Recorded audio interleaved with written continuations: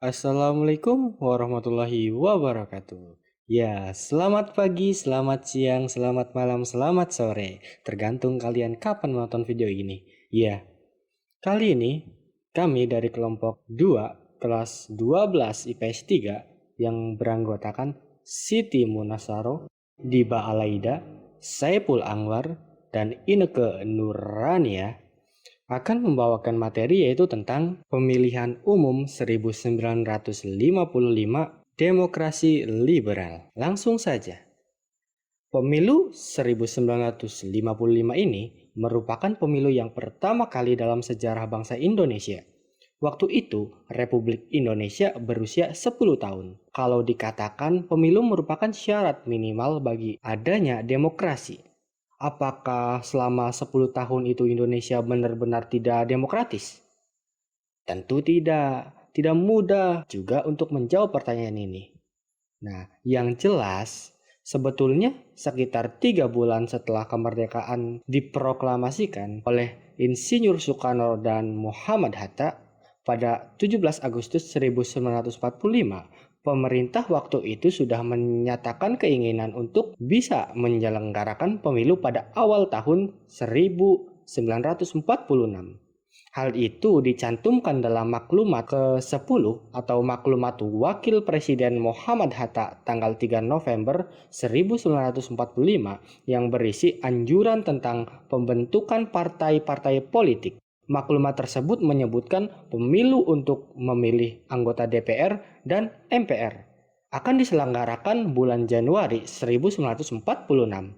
Kalau kemudian ternyata pemilu pertama tersebut baru terselenggara hampir 10 tahun setelah proklamasi, tentu bukan tanpa sebab. Ada kendala yang bersumber dari dalam negeri dan ada pula yang berasal dari faktor luar negeri. Sumber penyebab dari dalam antara lain ketidaksiapan pemerintah menyelenggarakan pemilu, baik karena belum tersedianya perangkat perundang-undangan untuk menyelenggarakan pemilu maupun akibat rendahnya stabilitas keamanan negara. Dan yang tidak kalah penting, penyebab dari dalam itu adalah sikap pemerintah yang enggan menyelenggarakan sirkulasi kekuasaan secara teratur dan kompetitif. Penyebab dari luar antara lain serbuan kekuatan asing yang mengharuskan negara ini terlibat peperangan. Tidak terlaksananya pemilu pertama pada bulan Januari 1946 seperti yang diamanatkan oleh maklumat 3 November 1945 paling tidak disebabkan oleh dua hal, yaitu yang pertama, belum siapnya pemerintah baru, termasuk dalam penyusunan perangkat undang-undang pemilu. Yang kedua, belum stabilnya kondisi keamanan negara akibat konflik internal antara kekuatan politik yang ada pada waktu itu, apalagi pada saat yang sama, gangguan dari luar negeri juga masih mengancam. Dengan kata lain, para pemimpin lebih disibukkan oleh urusan konsolidasi. Ada indikasi kuat bahwa pemerintah punya keinginan politik untuk menyelenggarakan pemilu. Misalnya dibentuknya Undang-Undang Nomor 27 Tahun 1948 tentang pemilu, yang kemudian diubah dengan Undang-Undang Nomor 12 Tahun 1949 tentang pemilu. Di dalam Undang-Undang Nomor 12 1949 ini diamanatkan bahwa pemilihan umum yang akan dilakukan bertingkat, tidak langsung. Sifat pemilu tidak langsung didasarkan pada alasan bahwa mayoritas warga negara Indonesia pada waktu itu masih buta huruf, sehingga kalau pemilunya langsung dikhawatirkan akan banyak terjadi distorsi.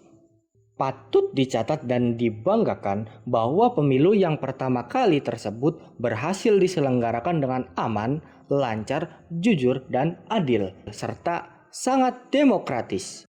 Pemilu ini diikuti oleh 30 lebih partai politik dan lebih dari 100 daftar kumpulan dan calon perorangan.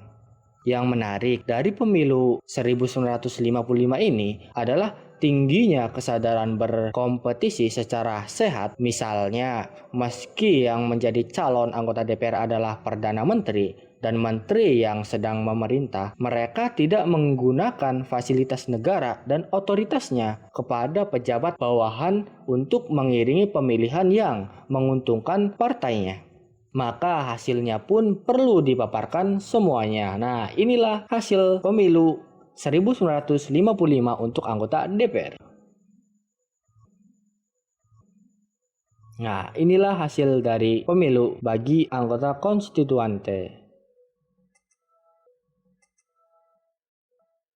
Oke, itu saja pemaparan materi dari kelompok 2. Terima kasih.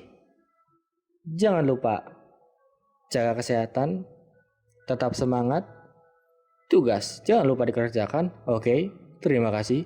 Wassalamualaikum warahmatullahi wabarakatuh.